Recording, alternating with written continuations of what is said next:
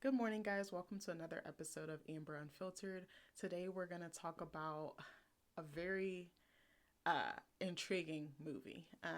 We're going to talk about Blink Twice. So, before we get into it, don't forget to like, comment, and subscribe. Also, if you want to cash at me at Amber Unfiltered Show, remember Amber is capital A, Unfiltered capital U, Show capital S. So, I saw this movie a few months ago and it's still living rent free in my head. First of all, I want to ask Zoe Kravitz, are you okay, sis? I need to give you a hug. Two hugs. But I'm kind of going off the cuff here, so forgive me if I'm all over the place. That movie single handedly got into my psyche and like stayed there. I was like, what is going on? I don't think I slept for like 3 days, like viable sleep. I was like, oh my God, I am traumatized. And it was so funny. So, well, maybe not funny, but I was texting my brother or one of my brothers. I have two brothers. I was texting my brother and he was like, what are you guys up to? I was like, we're about to go see Blink Twice. I was like, we're going to get something to eat and then we're going to go. And he was like, oh, he was like, that movie's gonna be a lot for you. And I was just thinking, like, why the F would he spoil it for me before I go? He was like, being a woman and seeing that movie, like, is gonna do something to you. And I was like, oh, okay. Okay, I'm like diminishing or like minimizing like his warning. But he was right. I was like, oh my gosh. First of all, I was not expecting that. And I think Zoe did a very good job of not spoiling it for people, but I also kind of wish there was some type of trigger warning because it is a very heavy movie.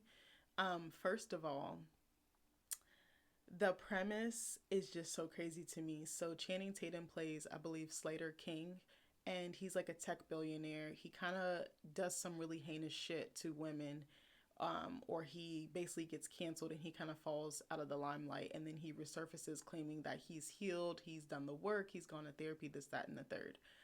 But he didn't. He was still the monster that he was. It was just more private, more behind closed doors, which I'm very fascinated by people that do that. Not because it's right, but because I'm like, what leads someone to do that, and then what leads other people around them to enable them to do that. But that's a different video for a different day.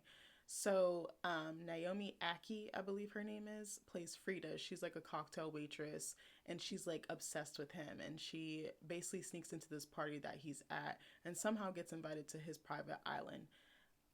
She her and her friend actually. So they just go off like they don't have any clothes, they don't have any of their like essentials. You know, like as a woman, you want to pack like a little quick bag or whatever. Nope, she goes straight on the jet. There's other women, there's other guys on the plane. Everything's all honky dory. You know, they can smoke as much as they want, they can drink, do any drugs.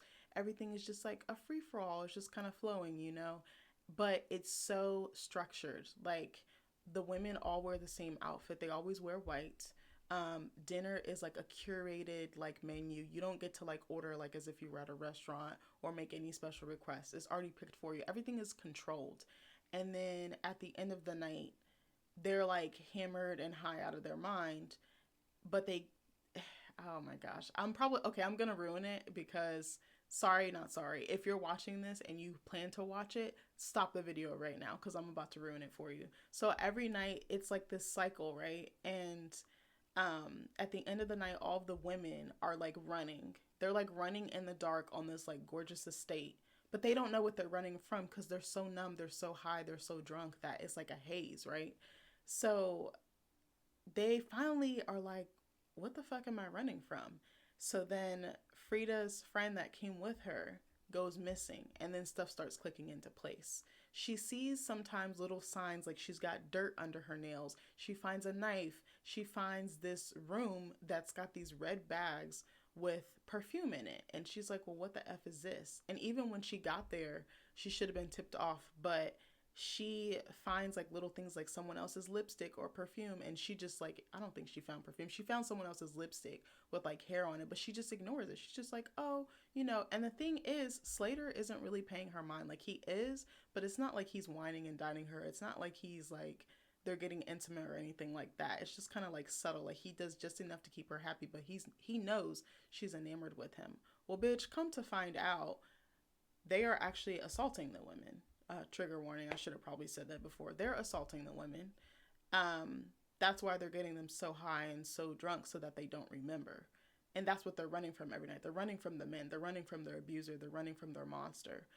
what was so clever about the film is the buildup and also how the perfume is symbolic. So also the perfume has like, I'm trying to think. I don't want to say controlling properties. What's the correct word? It's got like something that kind of makes them complicit or submissive. I don't even know if that's the right word. I can't remember exactly. So excuse me if I got getting that wrong. You can correct me in the comments, but do it nicely. We welcome nice here. Kindness is free. Pass it along. But so the perfume is kind of like it gets them in a haze and it gets them to do whatever the men want.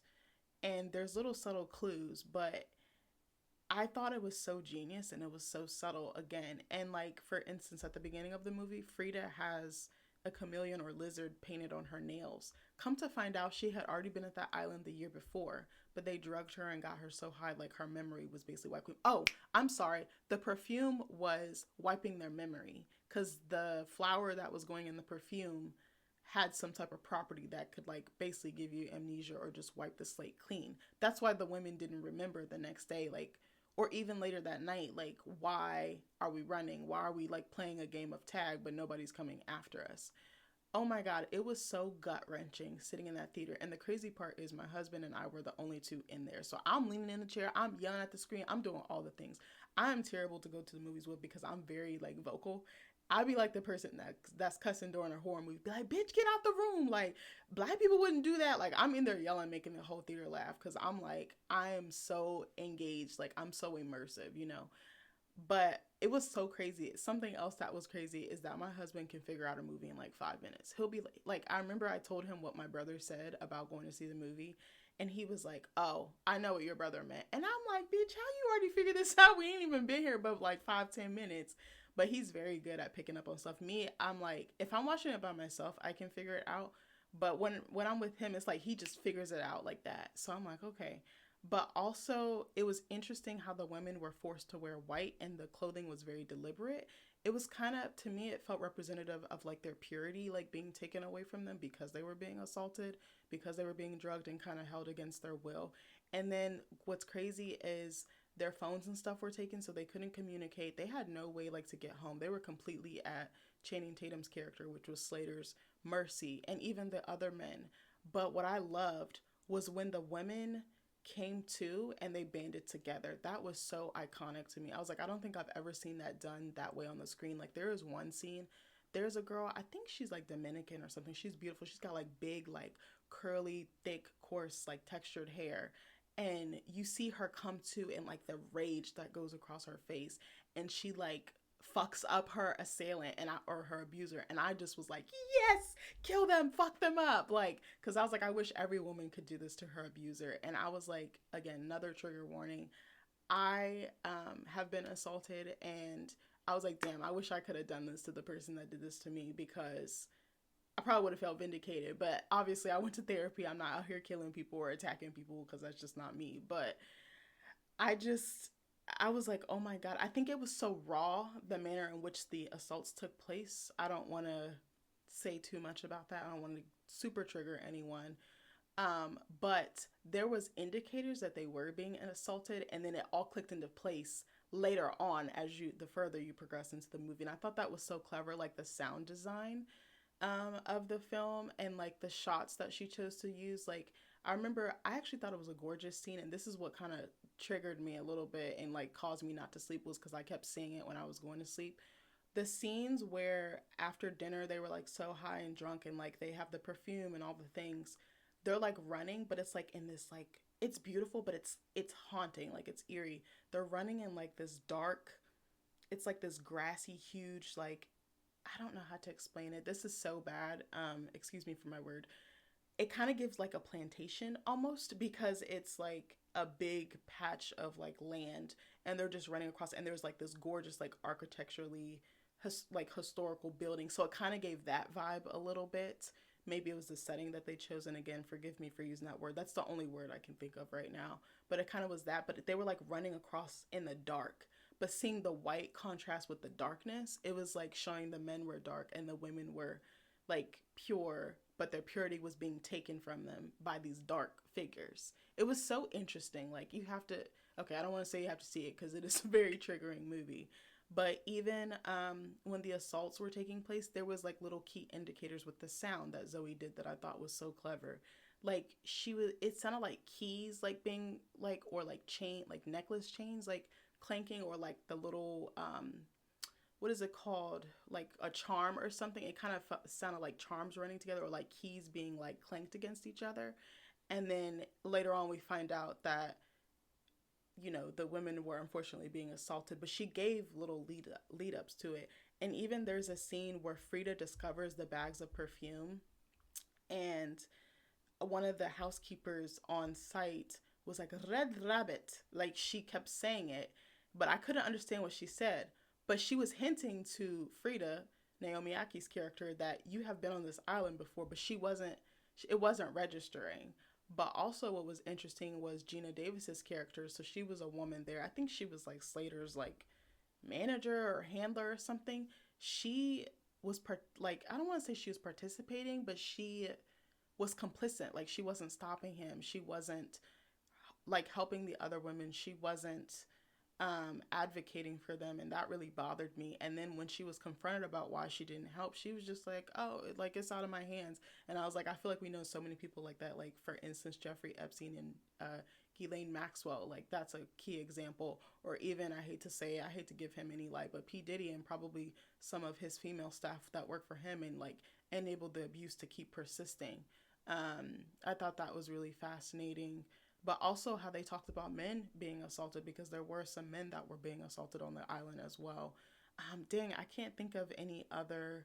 Just the cinematography, just like this, like bright, beautiful place. I think the mansion that they were staying in was like this gorgeous, like red villa in like Mexico somewhere. It was stunning.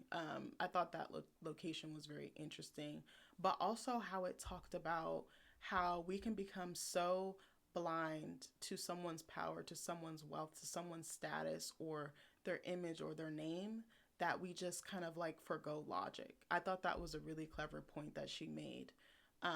Because I feel like this happens a lot. I was telling Nick that I feel like, I was like, could you imagine being just a regular person? You have a job, you have a family, you have friends, you have a boyfriend or whatever, or maybe not, and then you somehow cross paths with someone who's just up here, like almost. And I don't really like to say people like that, but they almost seem like a god. They're like on a pedestal, and they choose to be with you, and you're like, me, and then your whole world changes. You have access to any and everything.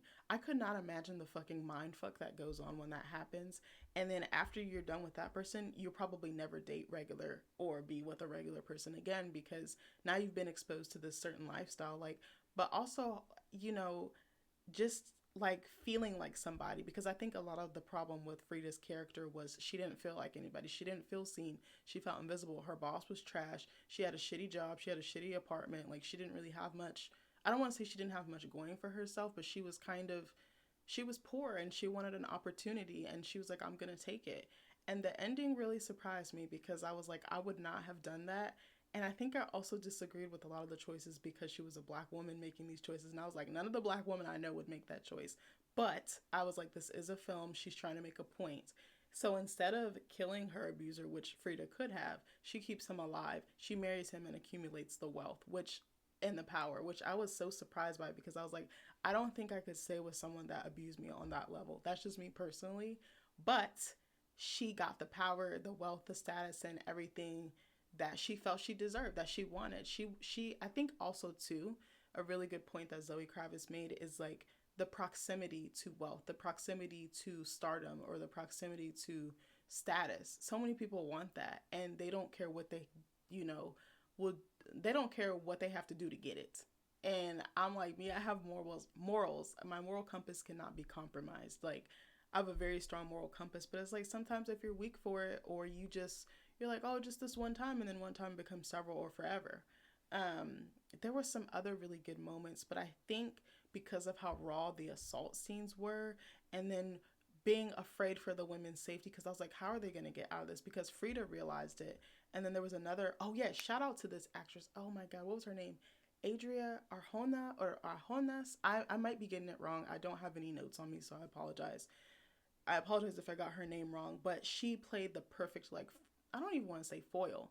So there was also another character. She, I forget her name. I think her name was Sarah. She was like a reality TV contestant. She was doing like Survivor type stuff, and she was on the island. And her and Frida were like not seeing eye to eye. But then in the end, they band together. And what was fascinating was when Jess went missing, Frida turned to Sarah, and then she was like, "Oh, bitch, we're fucked." So there was like a dinner scene where they had to like they like distracted the men, and then all hell broke loose. That scene was so fire, and just seeing how they fought to get out, like it was so powerful to me. I really can't explain it or put it into that great of words. I feel like really seeing the movie will really do it justice. But for some reason, every time I close my eyes, I seen those women, like their pain, their suffering. And I was like, oh my gosh, I've had this horror. And then to wake up from that haze, from that, um, what am I trying to say? To wake up from that haze, that blindness, that fog, like it is a lot, and then you're left with this damage and you have to do something about it. I thought that was really clever. Again, I think for a first time filmmaker or director, I think that Zoe Kravitz did a great job. There was some plot holes. I would say overall like a 7.5 or 8 out of 10, but I think for a first time project, and I think she has some obstacles and stuff along the way.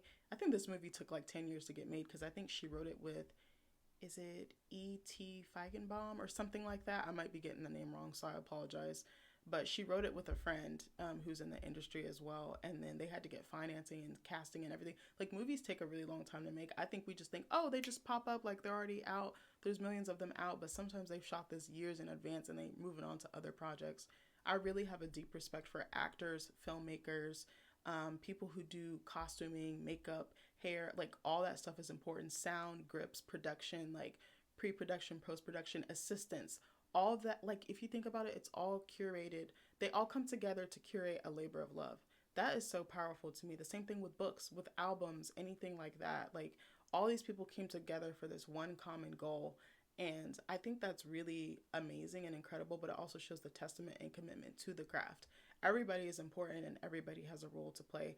I'm such a nerd. I love watching behind the scenes of stuff, like how it's made. Like when Avatar came out, oh my gosh, I was watching like every behind the scenes thing you could think of. I was amazed at the commitment from the actors and the director, because they shot in like a freaking 20-foot tank in the dark underwater. They had to learn how to like hold their breath.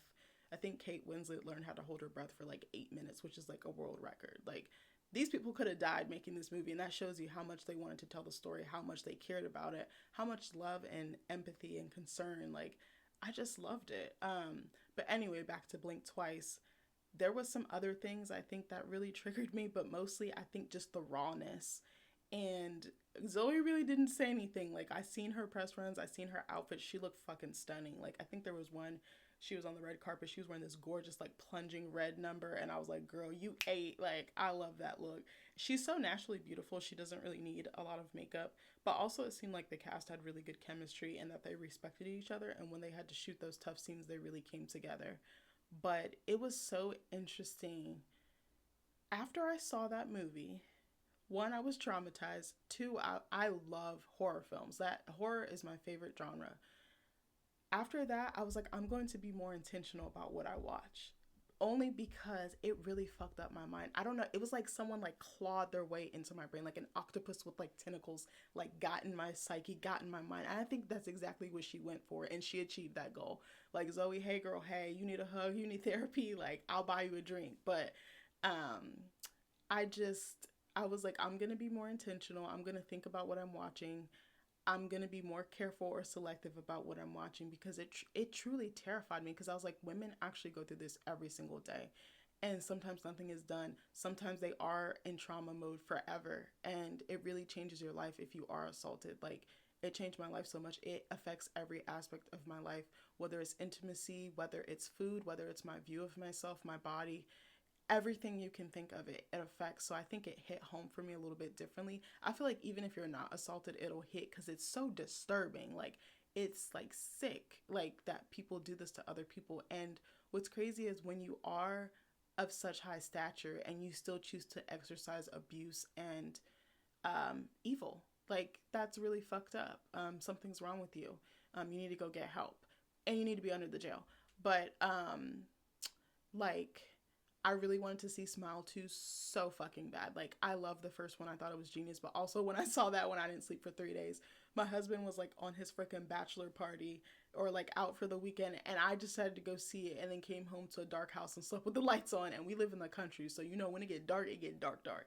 And I had to let my dog out. And I'm like looking around. Like, Smile really fucked me up the first one. Like, a lot of people were hating on it. But I was like, I thought it was clever because I think the reason why I love horror is that it talks about social issues, especially like mental health trauma. I think a lot of it is like if you don't deal with stuff, it'll come out. It'll manifest. And I think that's exactly what happened in Smile. Like Dr. Rose Cotter, like I feel like her trauma literally grew arms, feet, and legs because she didn't deal with it. And then when she tried, it was too late and then it fucking consumed her. That's why it was scary to me and it got in my mind. But I really, really wanted to see Smile 2. I'm hearing nothing but rave reviews, but I was like not in the greatest headspace when it came out. And I was like, I think I'm just going to make myself like until I get to my 100% or as close to 100% that I can, then I will see it. I was like, I'll probably watch it at home. I'm so mad because I really wanted to go to the theater, but I was like, I'm hearing how scary it is. It looks insane. Like it looks well acted. It looks well directed.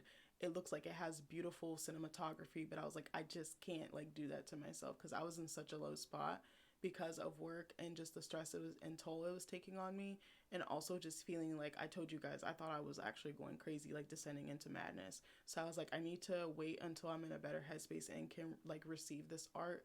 But I am excited to see it. I don't know. Zoe really, she really did her big one with that, but I was like, I'm gonna like I wanted to see Nosferatu as well. Like I told you, I'm a huge horror head, but I was like, that might scare me. I was like, even though it's not traditional horror, I was like, just the trailer alone was like really trippy. Like it was kind of like terrifying. Just the close up shots, the bleakness of like the background, the score, the acting that I did see, like the little snips. I was like, ooh, like this might.